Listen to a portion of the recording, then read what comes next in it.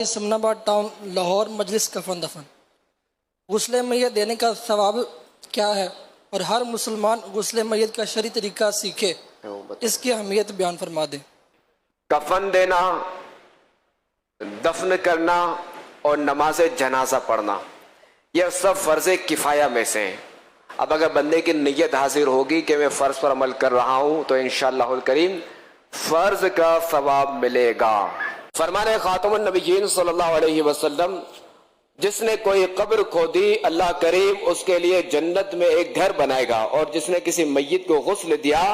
وہ اپنے گناہوں سے ایسا پاک و صاف ہو جائے گا جیسے اس دن تھا جس دن اس کی ماں نے اسے جنا تھا، اور جس نے کسی میت کو کفن پہنایا اللہ کریم اسے جنت کے حلے یعنی لباس پہنائے گا،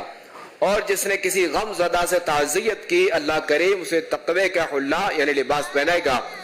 اور روحوں کے درمیان اس کی روح پر رحمت فرمائے گا، اور جس نے کسی مصیبت زدہ سے تعزیت کی اللہ کریم اسے جنت کے حلوں میں سے 2 ایسے حلے پہنائے گا یعنی لباس جن کی قیمت دنیا بھی نہیں بن سکتی، اور جو جنازے کے ساتھ چلا اور دفنانے تک ساتھ رہا اللہ کریم اس کے لیے ایسے 3 قیرات ثواب لکھے گا جن میں سے ہر قیرات احد پہاڑ سے بڑا ہوگا۔ سبحان اللہ۔ دیکھیں ہمارا دین اسلام کیسا پیارا مذہب ہے کہ بندہ اگر مر جائے تب بھی اس کے احکام نافذ فرما دیا، اس کے لیے جو وہ لوگوں کے لیے ثواب لکھ دیا تاکہ اس کو بھی کوئی چھوڑے نہ۔